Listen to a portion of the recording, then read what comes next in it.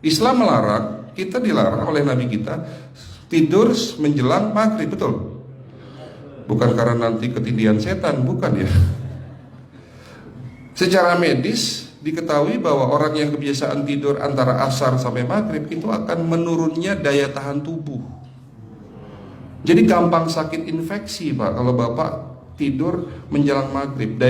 Kalau sekali lagi setelah sholat subuh gampang pikun, aliran darah ke otak itu tersumbat, ya, jadi stroke penyakitnya.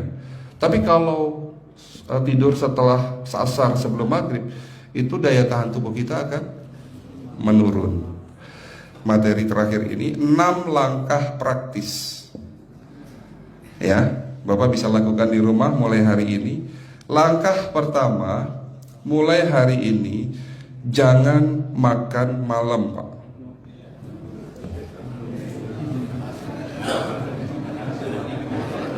Ya, ala bisa karena biasa. Memang awalnya sulit, yang sudah kebiasaan makan malam itu sulit. Alasannya nanti nggak bisa tidur dok, betul ya? Nanti perutnya kembung, mual dan sebagainya. Itu karena kebiasaan. Dulu pun saya begitu. Tapi kalau sekali-sekali boleh Pak. Misalnya diundang hajatan gitu, tetangga ada yang kawinan hajatan, ya udah apa-apa, menghargai itu makan malam. Tapi sekali-sekali itu. Tapi kalau tiap hari ini yang nggak boleh, betul ya Pak? Jangan makan berlebihan dan jangan makan malam. Makan sate boleh nggak Pak? Boleh, siapa bilang nggak boleh? Sate itu, Bapak tahu daging kambing. Daging kambing, daging domba adalah makanan sehat, tidak berkolesterol. Yang kolesterol itu lemaknya Pak. Tapi kalau Bapak makan daging murni, dagingnya tok, ya sehat Pak. Yang nggak boleh itu santannya. Jadi makan gulai itu jangan, kalau gulai sate aja udah, ya, ataupun dibuat apalah, dibuat empal, ya. Oke, itu yang pertama. Yang kedua, tolong catat, jangan tidur larut malam Pak. Batasan tidur jam berapa Pak? Jam 11 paling telat. Jadi jam 10 harus sudah tidur. Kenapa? Apa penjelasan medisnya? Orang yang tidur di atas jam 11 akan terganggu fungsi livernya Pak. Dimana liver kita ini fungsinya banyak, ya, ada 500 fungsi liver loh Pak. Fungsi jantung ada berapa Pak?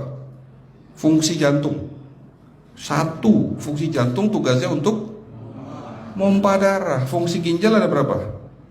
2. Absorpsi dan filtrasi.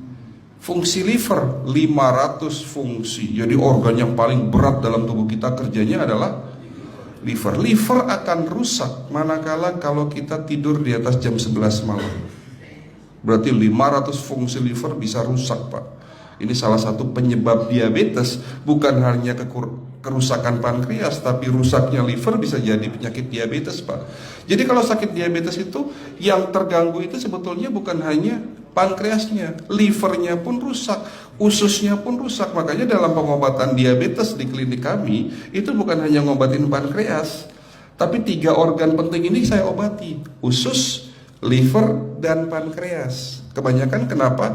Kalau dalam pengobatan tradisional mereka tahunya diabetes itu hanya pankreas, ya kan?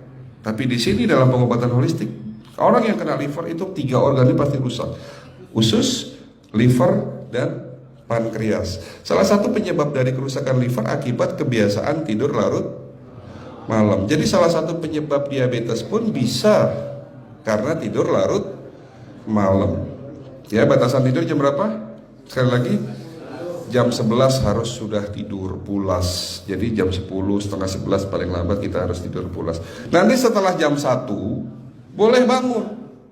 Yang penting jam 11 sampai jam 1 ini harus tidur pulas. Jadi kalau Bapak mau sholat tahajud jam 2, setengah 3 ya monggo, ya. Oke, itu yang kedua. Yang ketiga, air putih Pak dijaga 2 liter sehari. Bagaimana cara minumnya yang baik? Rasulullah sudah ngajarin kita ada 6 sunnah. Harus duduk, pakai tangan kanan, seteguk demi seteguk, membaca basmalah di saat minum, diakhiri dengan alhamdulillah, kan begitu.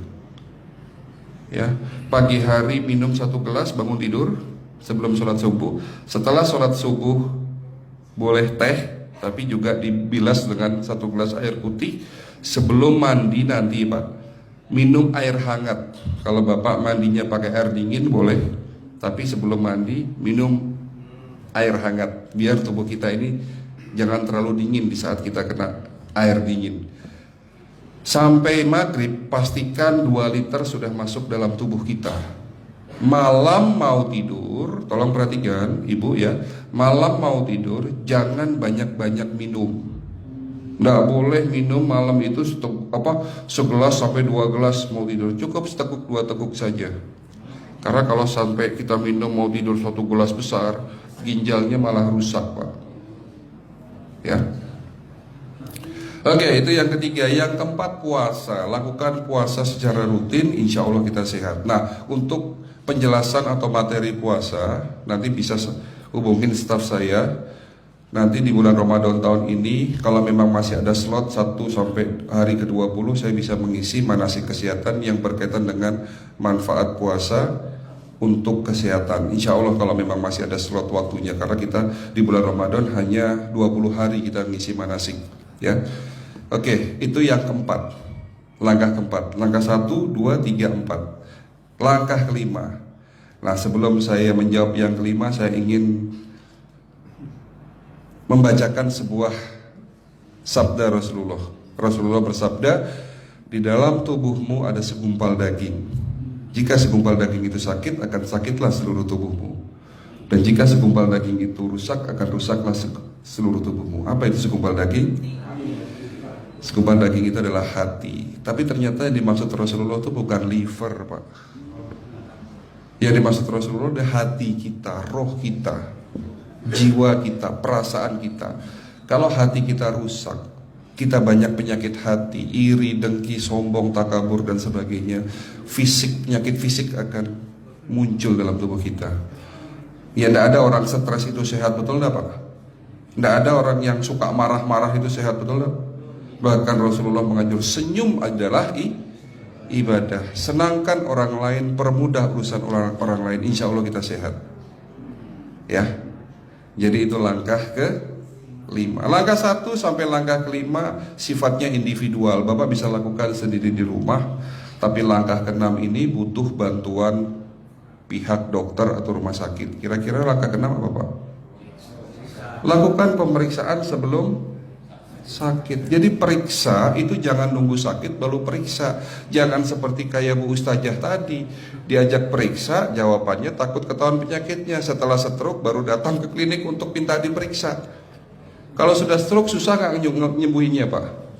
Kata kayak beliau nih, sudah 2 tahun tidak sembuh-sembuh karena sudah terlanjur stroke. Tapi kalau beliau melakukan general check up, mohon maaf ya Pak, kalau beliau melakukan general check up rutin, insya Allah tidak akan kena stroke. Karena sebelum stroke sudah diobati dulu. Karena stroke ini bisa kita lihat dalam scanning dengan alat yang saya punya, insya Allah kelihatan ini. Oh ini sudah mulai ada tanda-tanda mau penyumbatan, buru-buru diobati. Memang takut Pak, tapi pesan saya jangan takut.